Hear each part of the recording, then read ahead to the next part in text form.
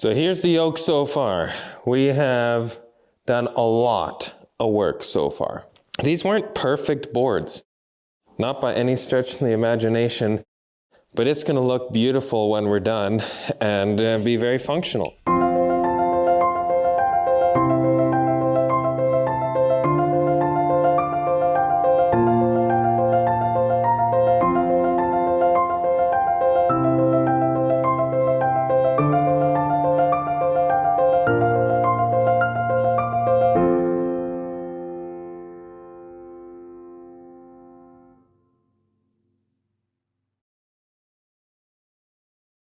There's a couple tools that we're going to use. This is a fantastic little tool, spoke shave. Really nice little shavings. You can round off your edges really nicely, and you can see it's giving me these nice long shavings here. A hand plane. I use this quite a bit on the other side, and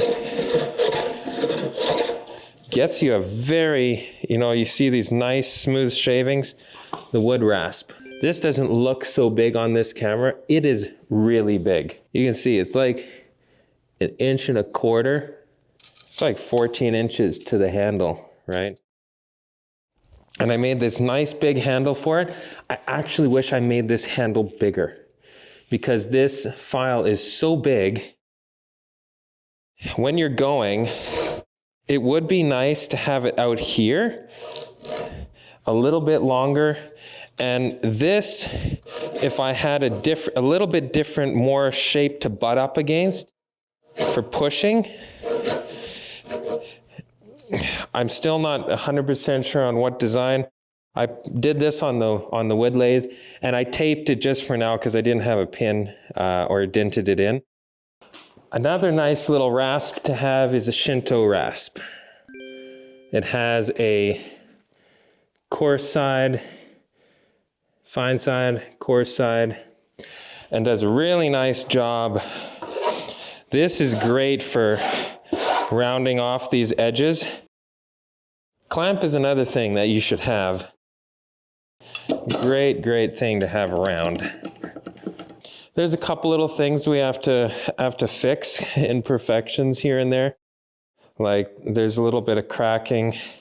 We'll put some basically sawdust and glue. So now we'll smooth this out. Did most of it. It looks pretty good. Now you can see how nice of an edge is made here. We're going to cut the ends off. Cut them straight out. So now we got the ends cut off and pretty smooth. That's what it looks like. I might actually burn this side with the torch, give it some character. And yeah. So we finished burning the whole thing. It looks super great. In my opinion, for my work, I think it's great.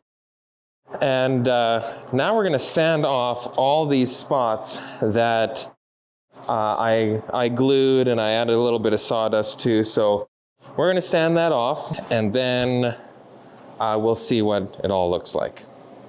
Okay, so I decide what I'm going to do. I could have gone with one of these to go on the bottom of the yoke. That didn't feel right, especially with such a nice yoke made. And I wanted adjustable and everything.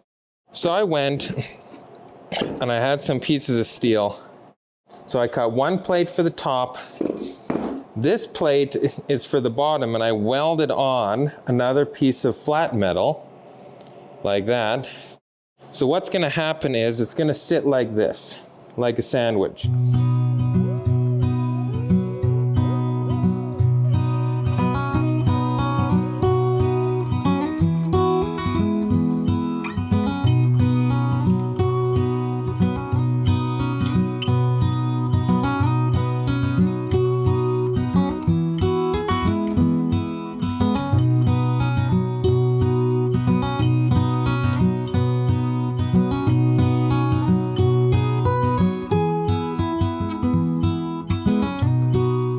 There's our slots.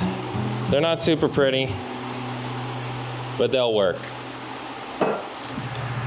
We're adding a ton of oil because I want it to really soak in, especially in these cracks here. And I'll just keep this preserved nicely.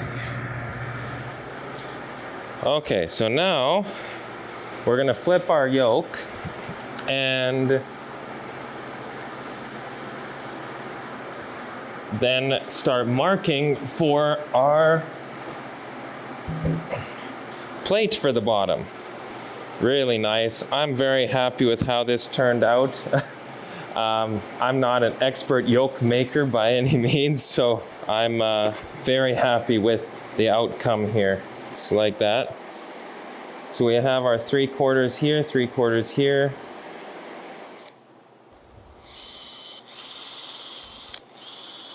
That should be good. And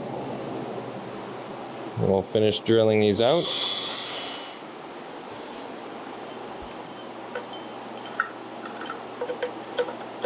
The yoke is done.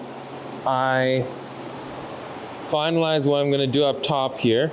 I put a quick link that tightens, and that's to back chain it.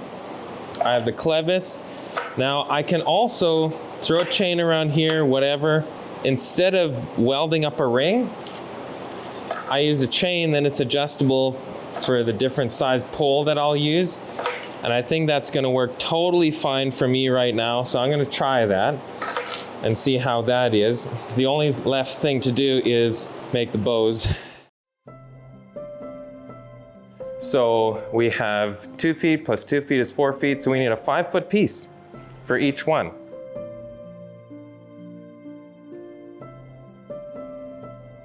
So we're gonna throw that on the chop saw. We're gonna cut our lengths. Then we will bend our bow. Now, don't laugh. I don't have sand to fill that pipe right now.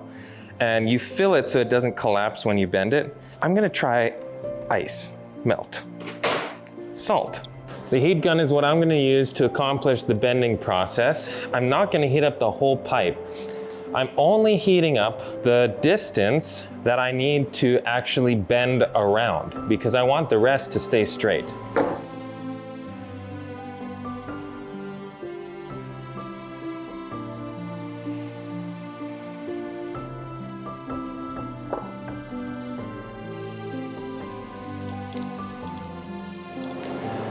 So that's the final bow. Looking great. All we have to do is dump out all the salt, drill whatever holes we want in the top there for adjustment, and we're good to go.